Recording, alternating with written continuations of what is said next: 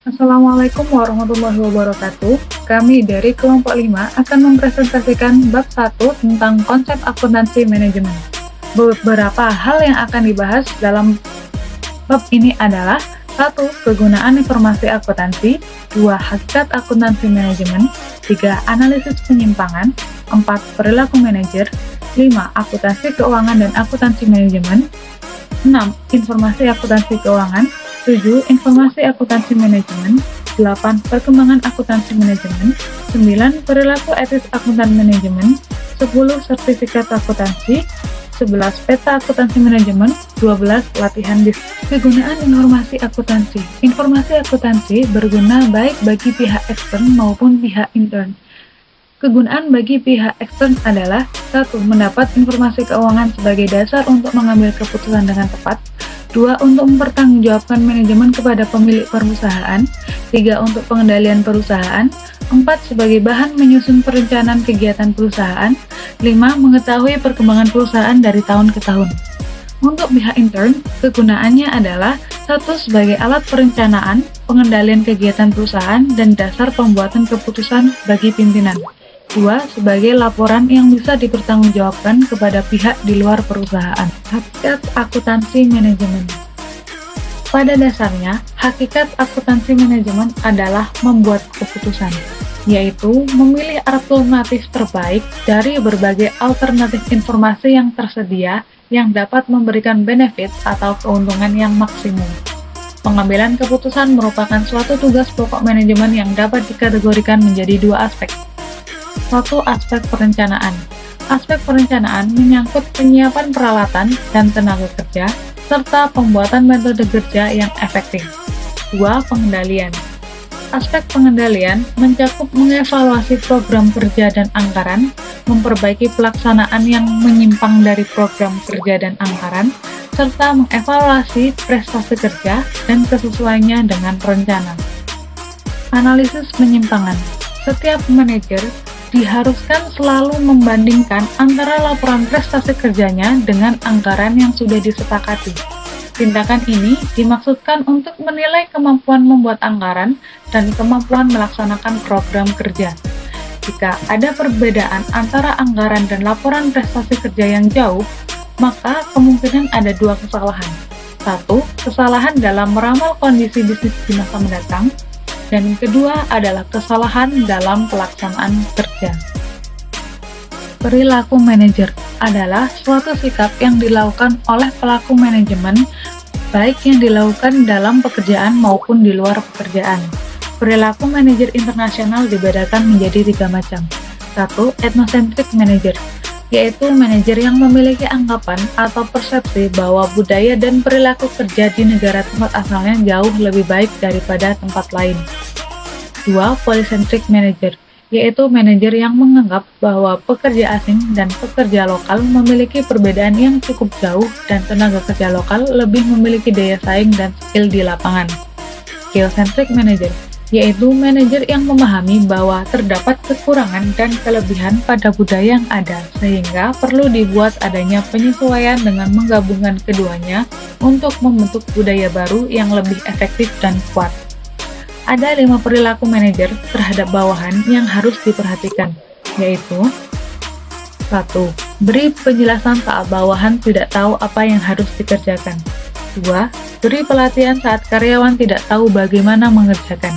3. Beri motivasi saat bawahan tidak ingin mengerjakan. 4. Beri kesempatan pada karyawan yang berkompetensi dan memiliki motivasi. 5. Beri penghargaan pada karyawan yang telah mengerjakan dan memenuhi standar. Komparasi. Ada beberapa hal yang bisa dijadikan pembeda antara akuntansi keuangan dan akuntansi manajemen. Akuntansi keuangan fokus pada eksternal. 2. Harus mengikuti aturan tertentu dari pihak eksternal. 3. Informasi keuangan objektif. 4. Berorientasi historis. 5. Informasi mengenai perusahaan secara menyeluruh. 6. Lebih independen. Akuntansi manajemen fokus pada internal. 2. Tidak ada aturan yang mengikat. 3. Informasi keuangan dan non-keuangan objektif. 4. Penekanan pada masa yang akan datang.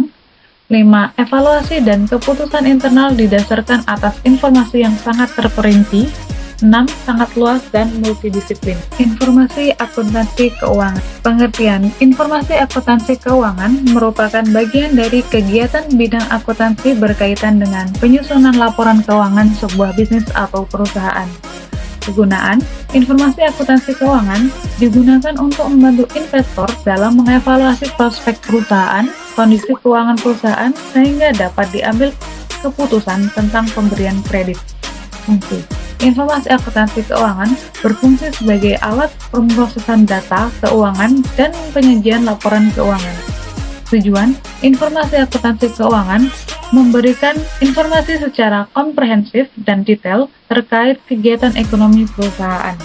Jenis laporan yang dihasilkan adalah 1. Neraca, 2. Laporan perubahan modal, 3. Laporan arus kas, 4. Laporan laba rugi, 5. Catatan atas laporan keuangan. Baik, sekarang saya akan lanjutkan mengenai sistem informasi akuntansi manajemen.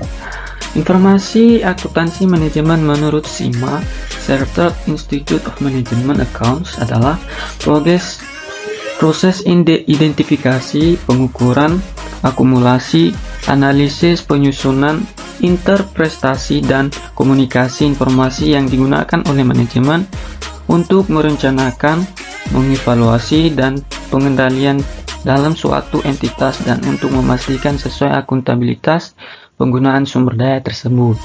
Kegunaan informasi akuntansi manajemen digunakan oleh manajemen sebagai dasar pengambilan keputusan tentang penentuan harga, investasi aktiva jangka panjang, penilaian kinerja individu, dan para manajer perusahaan. Fungsi informasi akuntansi manajemen yaitu ada 7. Yang pertama, alat analisa untuk pengambilan keputusan. Yang kedua, sistem informasi pihak eksternal. Yang ketiga, sumber data dan informasi keuangan yang relevan. Yang keempat, sumber informasi untuk pertanggungjawaban. Yang kelima, mengukur dan mengawas kinerja perusahaan. Yang keenam, koordinasi kegiatan perusahaan. Dan yang terakhir sebagai arsip audit. Kemudian, informasi akuntansi manajemen bertujuan untuk mewujudkan fungsi dari manajemen yaitu POC, perencanaan, planning, pengaturan, organizing, pengarahan, actuating, dan pengontrolan atau controlling. Kemudian ada pun jenis laporan dari informasi akuntansi manajemen. Yang pertama, laporan akuntansi manajemen hanya dilaporkan ke bagian produksi, bagian pemasaran, dan pihak internal lainnya. Perkembangan akuntansi manajemen pada tahun 1880 sampai 1925, prosedur yang digunakan yaitu prosedur perhitungan biaya produk dan akuntansi manajemen. Masih pada ranah tahun 1880 sampai 1925, tepatnya pada tahun 1914, prosedur yang digunakan yaitu prosedur penghitungan biaya produk untuk menelusuri laba per produk, tetapi tahun 1925 mulai ditinggalkan seiring dengan munculnya pendekatan perhitungan biaya persediaan. Pada tahun 1925 munculnya sistem akuntansi biaya, tapi bagi manajer dan perusahaan pelaporan tersebut tidak cukup membantu alias tidak membutuhkan informasi biaya dari sistem tersebut karena sistem keuangan yang sudah ada sudah cukup memadai. Pada tahun 1950 sampai 1960, para pengguna mendiskusikan kelemahan informasi yang disediakan oleh sistem yang didesain untuk menyusun laporan keuangan.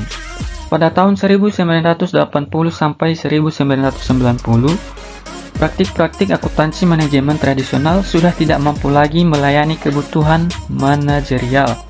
Perhitungan biaya produk dan sumber daya dibutuhkan untuk memungkinkan manajer meningkatkan kualitas dan produktivitas.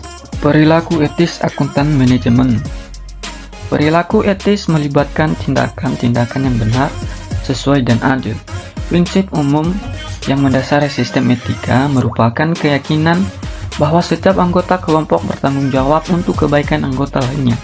Keinginan untuk berkorban demi kebaikan kelompoknya merupakan inti dari tindakan etis sebagai akuntan manajemen, dan para manajer dalam mencapai laba yang maksimal dan memaksimumkan kekayaan bersih perusahaan dengan cara yang legal dan etis.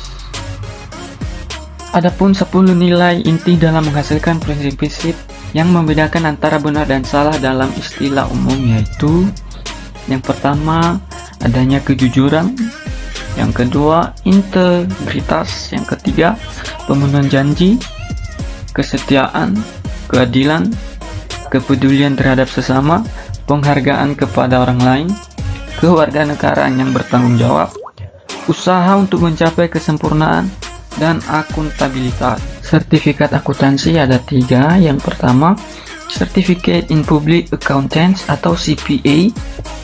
Yang kedua, Certificate in Management Accountants atau CMA. Yang ketiga, Certificate in Internal Auditing atau CIA. Contoh sertifikat sesuai dengan gambar yang telah disediakan. Kemudian kita masuk pada peta konsep akuntansi manajemen. Komponennya adalah input, proses, dan output. Input yaitu kejadian ekonomi, transaksi ekonomi, perencanaan, pengendalian, pengambilan keputusan, evaluasi perbaikan berkesinambungan. Prosesnya yaitu pengumpulan, pengidentifikasian, pengklasifikasian, pengukuran, pencatatan, peringkasan, dan penyajian laporan. Adapun outputnya yaitu yang pertama laporan khusus, biaya produk, biaya konsumen, anggaran, laporan kinerja, komunikasi, dan personal. Baik, sekian presentasi dari kelompok kami. Jika ada kesalahan mohon dimaafkan. Sebelum mengakhiri presentasi, izinkan kami dari kelompok 1 mengucapkan satu pantun yang indah. Siang-siang pergi ke kota, jangan lupa beli alpukat. Demikian presentasi kita, semoga bermanfaat. Terima kasih.